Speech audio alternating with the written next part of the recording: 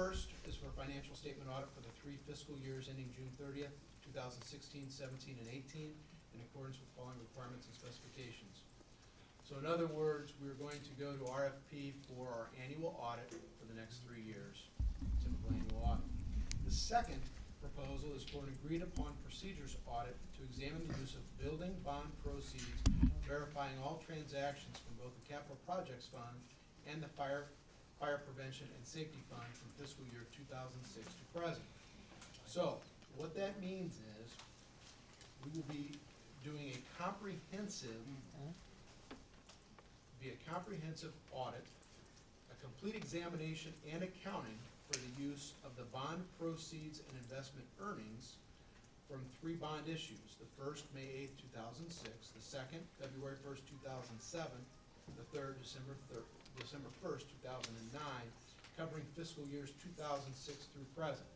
So what that means is this company will come in and all the proceeds from those bond issuance, they will track those dollars through the process of the different accounts all the way to expenditures. That's the first step. That's the first step that we take.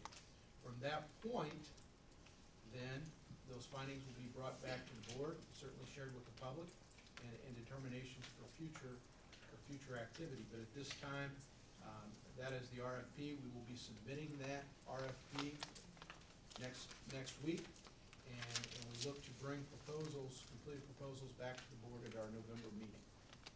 Any questions from the board? Yeah.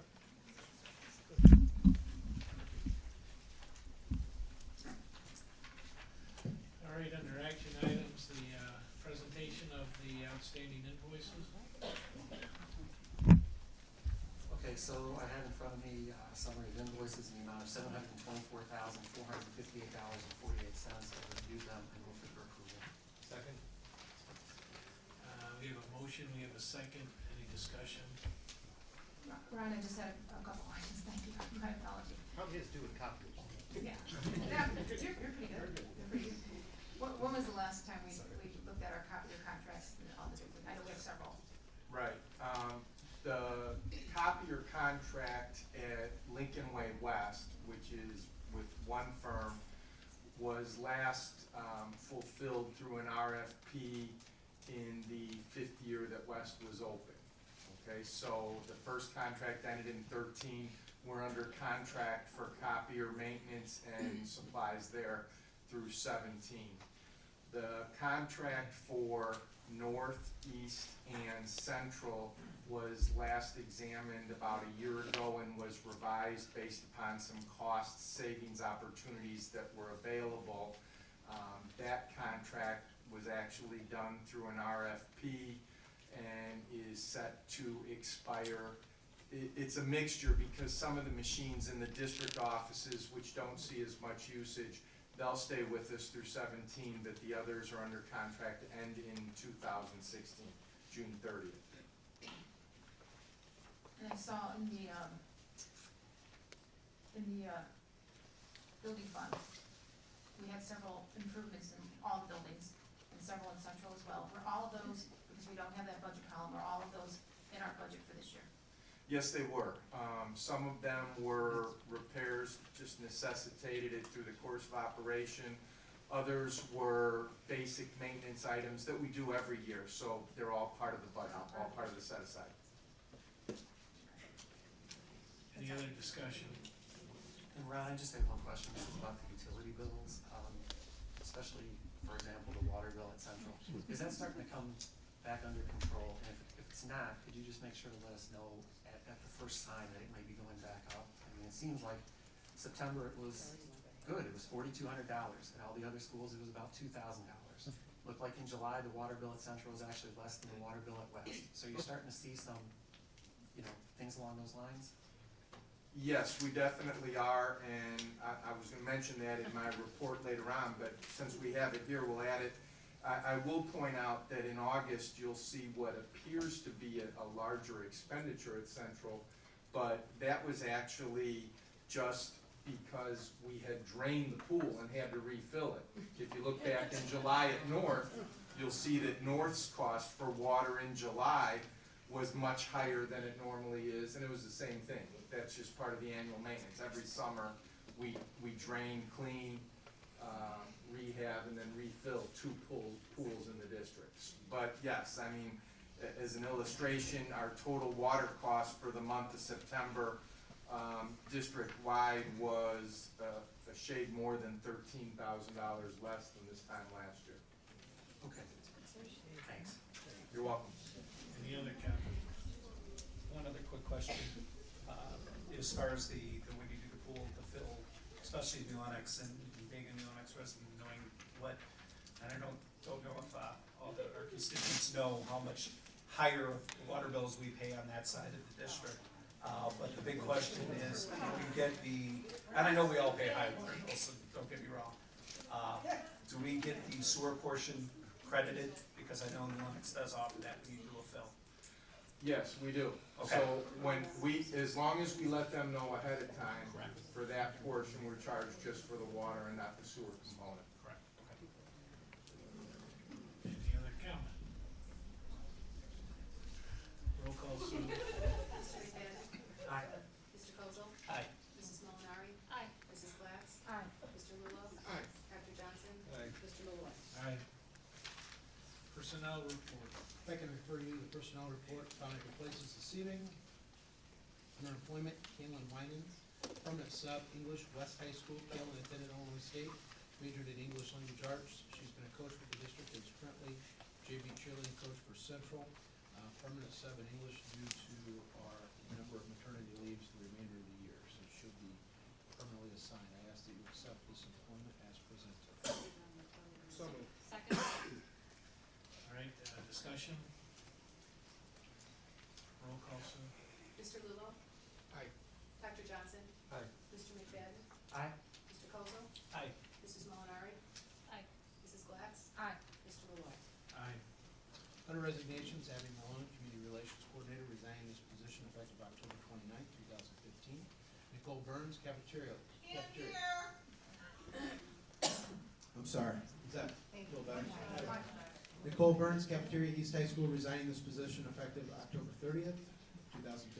And Jory Dieter, Parapro, West High School, resigning this position effective November 2004. Ask that you accept these resignations as presented. 2015. 2000. Okay. So moved. Second. We have a motion and a second. Any comment? Roll call, Sue. Mr. Kozel? Aye. Mrs. Molinari? Aye. Mrs. Glatz? Aye. Mr. Lulo? Aye. Dr. Johnson? Aye. Mr. McFadden? Aye. Mr. Malloy? Aye. Under retirements, Joanne Lee, paraprofessional, Central High School, requesting to retire under IMRF retirement system effective at the end of the 17-18 school year. I ask that you accept this retirement as presented.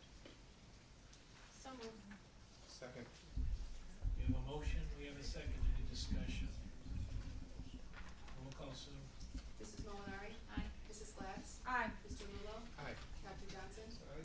Mr. McFadden? Aye. Mr. Kozel? Aye. Mr. Malloy? Aye. Approval of the treasurer's report, September 2015. Yes, if I could refer you to both the treasurer's report that was in your backup material as well as the expanded treasurer's report that was at your places this evening. Point out a couple of things. First of all, on a revenue side, the bulk of the fall tax distributions have been received. When you look at that and compare it to the previous couple of years, you see a little bit of fluctuation, really just a timing issue. We've received additional distributions in October that are not reflected in this report. We're also starting to see regular flow of transportation receipts from the elementary districts. If you look at expenditures for the month of September, whether you look at the combined funds or the individual funds, you will see that they are on par with previous year's expenditures for the month, but our year-to-date expenditures reflect a significant dip from previous years. That really reflects more of the July and August situation as we work to become more current and we had less carryover bills during those months. For each of the funds on this expanded report, which, as you know, will then also get posted on our website pending board approval. The major revenue and expenditure streams are broken down by fund. Tried to give you an idea where basically more than 90% of the revenues and expenditures are in each of those funds, so you can review those and bring any questions back to us. In terms of investments, that's going back to the report that's in your backup material. With each of our investments, we continue to examine them as they come due. For example, we recently moved one CD, changing banks, which adjusted the yield from 0.3% to 0.75%. Obviously, our interest returns are not large numbers, as we all know, but of course, every little bit helps. So every opportunity we get, we're gonna continue to examine the best possible places for those revenue streams. That concludes my report, pending any questions that any of you might have. So just one question I have, Ron. Okay, so with the fiscal 2015 audit, the auditor made a couple findings, and one of them was that some expenses weren't necessarily tracked in separately identifiable accounts, and the recommendation was to modify the chart of accounts to adhere to IPAM requirements. The auditor noted that we are at a low risk of any real consequences as a result of this, but he made that as a finding. Can you explain what, if anything, that we're doing to, follow up on those findings or implement this? Yes, there are a couple of things. First of all, following that report, we requested from the auditor a specific listing of the accounts that he was referencing instead of just having the general finding. He has provided those. We are making the adjustments in the accounts, placing accounts into existence that may have not existed in previous years. So when you look at a report, you might see something that has a budget of 0, but it has expenditures. And then what we'll have to do in the spring is probably file an amended budget to make up for that. So we are working fund by fund to make those adjustments and to make sure that we address that. Okay, and that'll happen, that is happening right now. You think it will be fully in place within, 30, 45 days? Yes, our goal would be to have that wrapped up, hopefully before the end of November. Get this done and behind us. Okay, thanks. You're welcome. All right, we need a motion for the approval of the treasurer's report up for September 2015. So moved. Second. Any additional discussion? Roll call, Sue. Mrs. Glatz. Aye. Mr. Lulo. Aye. Dr. Johnson. Aye. Mr. McFadden. Hi. Mr. Kozel. Aye. Mrs. Molinari. Aye. Mr. Malloy. Aye. Student activity report for September 2015, Scott? Well, go ahead. Yes, in addition to the summary report that was in your backup material, the check register was mailed to you at the end of last week, just so you can take a look at the individual expenditures. For the month of September, deposits outpaced expenditures, raising the overall balance to just under $2 million. Knowing that you've probably looked through the summary report, you'll have noticed there were a couple of accounts that have negative balances. All of those are really timing issues. For example, there's a couple of music activity accounts that have a negative balance. That was literally just waiting for their major fundraiser, the Cyan card sales, which they have completed. And about a week ago, we divided that up from the district-wide Cyan account into the individual accounts so they can address those. And of course, the principals are working with the individual activity and athletic sponsors to keep a close eye on those as well. That concludes my report. All right, so we have a motion for the approval of the student activity report for September 2015. So moved. Second. We have a motion, we have a second, any discussion? And again, just a finding by the auditor was finding number 2, that some district activity was being recorded in the student activity funds, and the district's response was that we will, categorize them properly.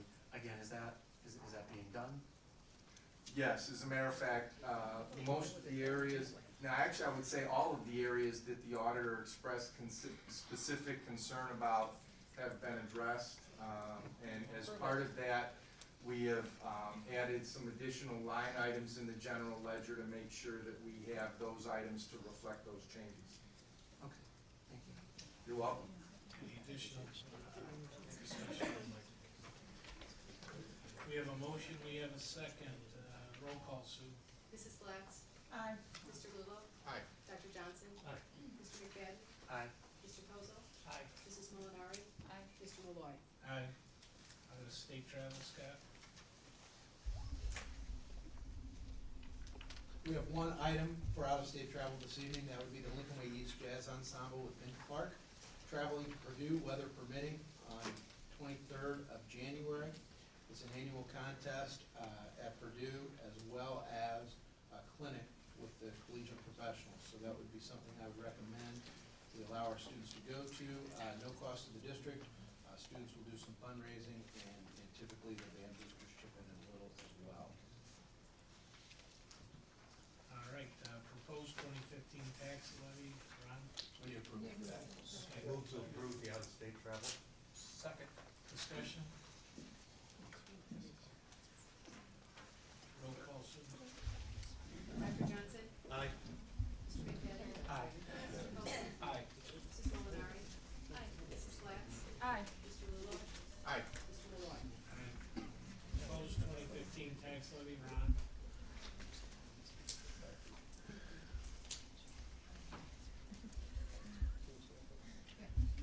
There we go.